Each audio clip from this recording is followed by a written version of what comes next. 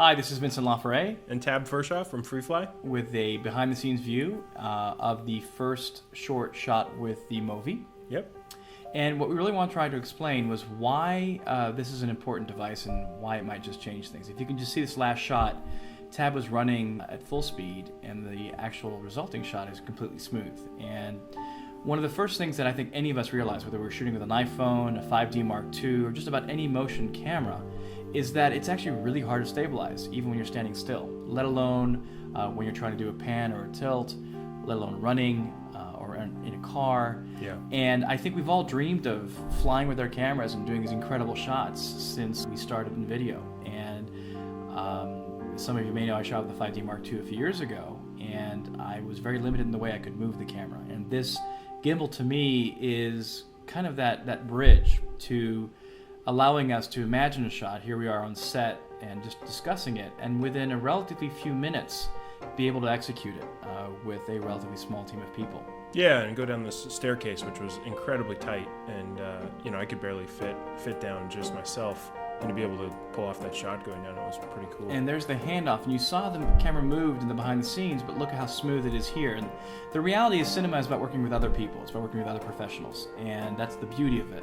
But we don't always have that at our availability or at our disposal. And in this case, if you have a gimbal operator that's solo, you can do a lot of stuff. But if you have a second operator as well, you can do even fancier takes like this, where you're just running through a variety of scenes and pulling off stuff that generally would take quite experienced levels of Steadicam operators or gear like jibs and sliders or even cable cams.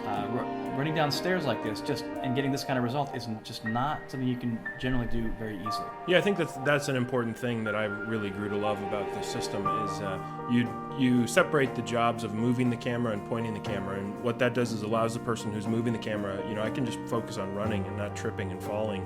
And Hugh's operating on the remote here, and he's focused completely on framing. So we divide the labor up, and I think the result is better for it.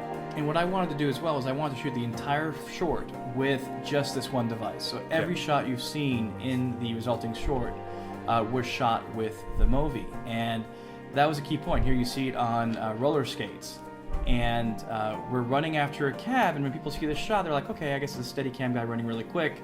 And then the camera just places itself through the window, and one of the producers that saw this said, well, where's the platform for the Steadicam guy to stand on to make this shot? How did you pull that off?